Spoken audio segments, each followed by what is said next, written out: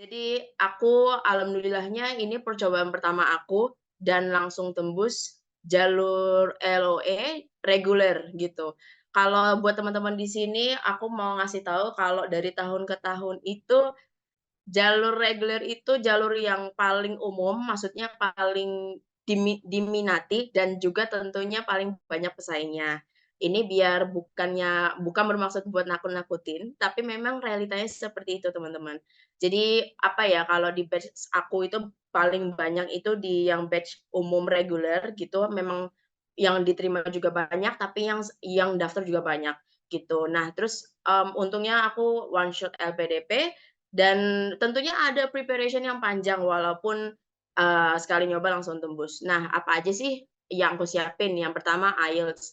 Jadi untuk IELTS tuh aku waktu itu intensif les selama 1 bulan.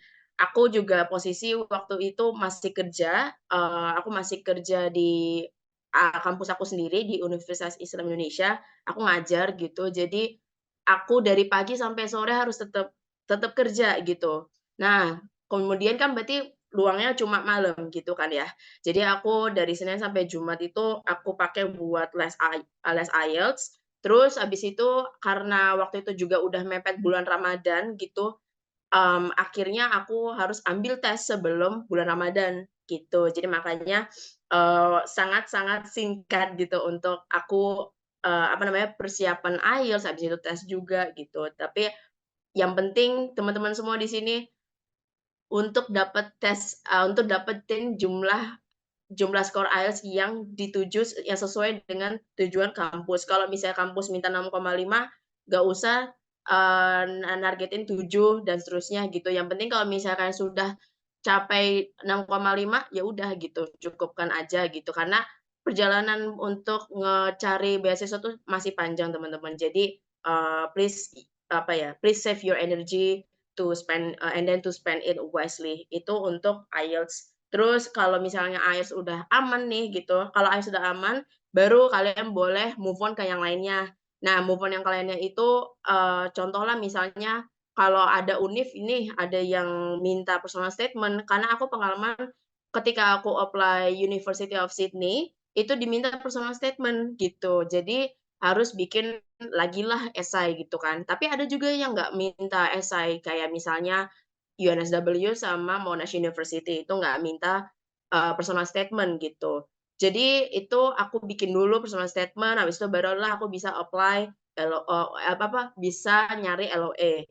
Tapi untuk proses LOE itu beda-beda teman-teman semua, itu tergantung kampus masing-masing dan, profil teman-teman sendiri gitu. Mungkin kalau misalnya profilnya kalian sudah sesuai dengan yang dicari oleh kampus, bisa jadi lebih diproses lebih cepat.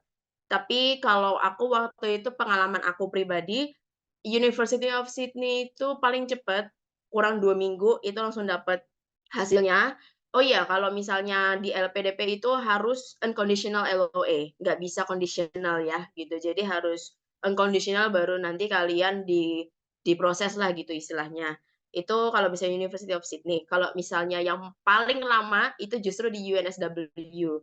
UNSW itu aku dapat outcome-nya tuh lebih dari 1 bulan, gitu. Jadi udah agak-agak mepet penutupan, beasiswa LPDP, itu aku baru dapat hasilnya, gitu.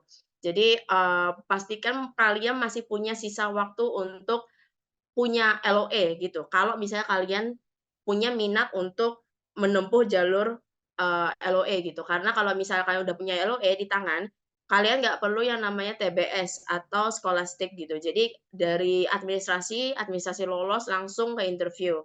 Jadi apa ya, banyak banget, energi yang disimpan, habis itu waktu juga kalian banyak nih buat bisa, cicil interview gitu, tuh lumayan banget gitu.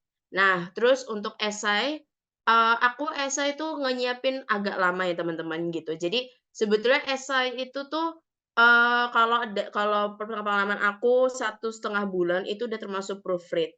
Buat teman-teman di sini please banget untuk proofread ke orang lain. Kenapa? Soalnya belum tentu orang lain nyata paham tentang kita, tentang apa yang udah kita tulis gitu. Karena biasanya kalau misalnya kita nulis gitu, kita ngerasa, "Oh, ini udah bisa dimengerti nih oleh orang lain, bisalah nih," gitu.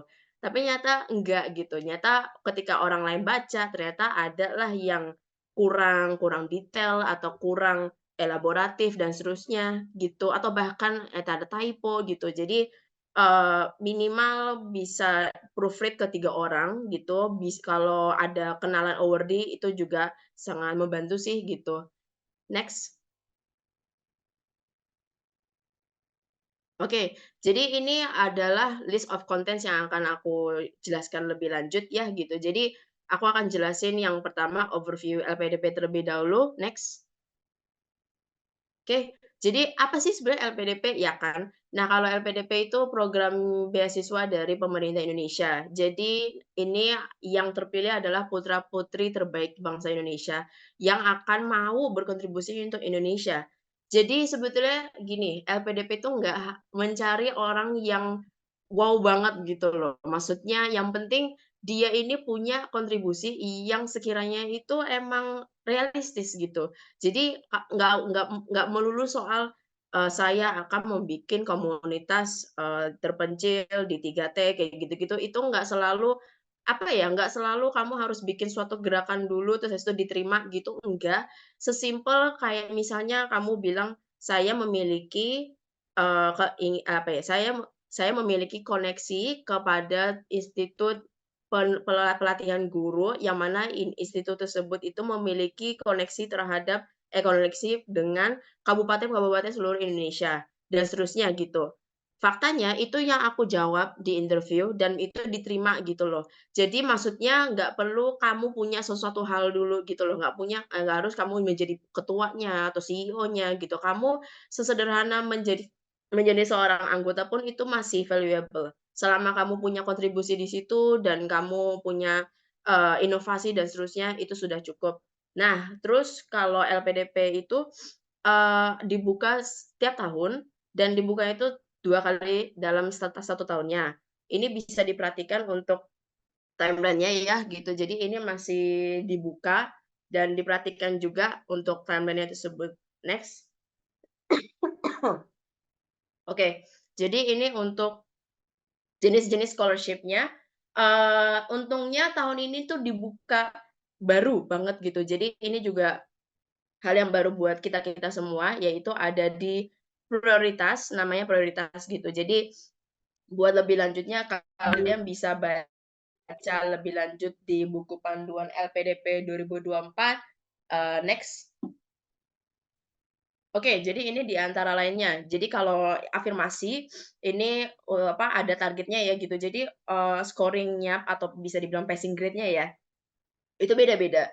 Kalau misalnya misalnya di jalur umum, itu lebih tinggi gitu. Jadi misalnya kalau nggak salah 860 itu passing grade interview, kalau untuk umum. Tapi kalau misal afirmasi kalau nggak salah 760 atau berapa gitu kalau nggak salah gitu. Jadi emang tiap jalur beda-beda begitu. Jadi bisa diperhatikan lebih lanjutnya ya gitu. Kalau secara apa namanya, secara kriteria juga beda juga gitu. Kalau misalnya IELTS di umum itu harus 6,5, tapi kalau untuk afirmasi 6,0.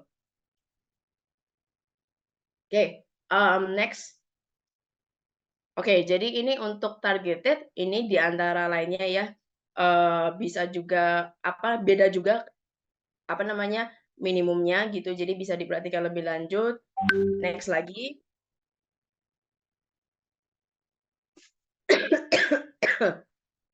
Next. Oke, ini untuk umum. Oh, kalau untuk umum ini ada yang beda ya, kalau reguler ini, jadi yang penting gini, yang penting tuh univ dan pilihan studinya itu udah sesuai dengan yang diminta sama LPDP. Itu semua udah lengkap di website LPDP, jadi jangan sampai kalian daftar nih ke LPDP, tapi ternyata nggak ada di buku di list univnya gitu. Jadi, harus diperhatikan juga kalau misalnya udah tercantum di LPDP, berarti aman-aman aja sih gitu. Terus kalau untuk parsial, itu maksudnya kayak bagi 2 gitu loh. Kayak misalnya biayanya ditanggung oleh kita separuh, terus terus separuhnya lagi sama LPDP, gitu. Bisa next? Oke, ini untuk prioritas, jadi yang aku tahu sih lebih ke UNSW doktoral ya, soalnya saya akan kuliah di UNSW. Kalau UNSW itu, sekarang ini tuh lebih ke renewable energy gitu. Jadi, memang ada prioritas UNSW, tapi ketika aku baca lebih lanjut, ini lebih khusus kepada renewable energy dan hanya untuk jenjang doktoral, gitu. Next. Oke, ini untuk requirements-nya. Kalau misalnya kalian mau baca lebih lanjut lagi, lumayan banyak gitu dan kalian bisa, baca lebih lanjutnya di buku panduan LPDP 2024. Tapi gini, aku akan bahas, yang harus disiapkan oleh kalian dan harus jauh-jauh hari gitu. Jadi harus jauh-jauh hari itu misalnya kayak yang di spesifik, itu ada surat rekomendasi sama tes bahasa gitu. Kalau misalnya teman-teman mau mengejar luar negeri, berarti kalian kan harus punya IELTS ya kan. Nah, IELTS itu tuh 6,5 untuk S2 luar negeri. Tapi kalau misalnya apa namanya, S3, kalian harus punya 7 gitu.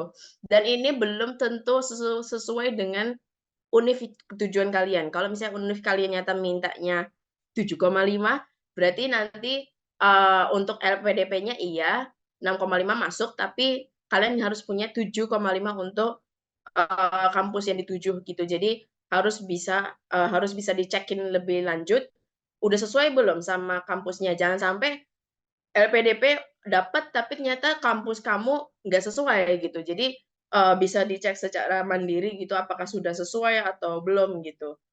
Nah, itu untuk untuk yang luar negeri. Kalau yang buat dalam negeri, bisa TOEFL ITP, cukup TOEFL ITP gitu, karena, untuk dapetin LOE kampus pun juga TOEFL ITP setahu saya juga udah bisa.